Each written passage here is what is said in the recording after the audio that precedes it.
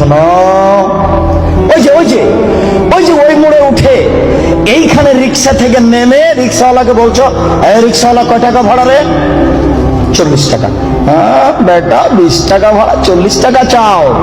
এক থাপ্পড় দিয়ে 20 টাকা দিয়ে বিদায় করে দিলে এখন এই পাপ তওবা করে ক্ষমা হবে না, মরা পর্যন্ত কাঁদলেও হবে না। এটা খুবই জটিল। জেনার পাপের চেয়ে রিক্সাওয়ালাকে একটা থাপ্পড় মারা কত যে কঠিন, আপনাকে আমি কি দিয়ে বুঝাই? এই ছেলে, তোমার বাপ দলীয় দাপটে জমি দখল করেছে, দিন রাত যদি তোমার বাপ তাহাজ্জুদ পড়া হবে না। শফিকুল ইসলাম জাগরণী বলেছেন, লাভ হবে না কবর পাকা করে দিয়েছেন, বাপের কবর যদি স্বর্ণ দিয়ে বানান করে লাভ হবে না। নজরুল ইসলাম বলেছেন, মসজিদের পাশে কবর দিও ভাই।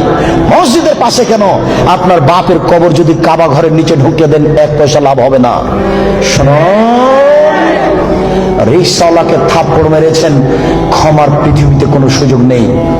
রিক্সাওয়ালাকে খুঁজে বের করতে হবে, খুঁজে বের করে হাত ধরে বলতে হবে, ও রিক্সাওয়ালা, আমি বুঝতে পারিনি গো, তোমাকে এক থাপ্পড় মারা আমার ভুল হয়েছে, তুমি আমাকে মাফ করো। এই কথা বলার পূর্ব পর্যন্ত পৃথিবীতে কোথাও ক্ষমা নেই।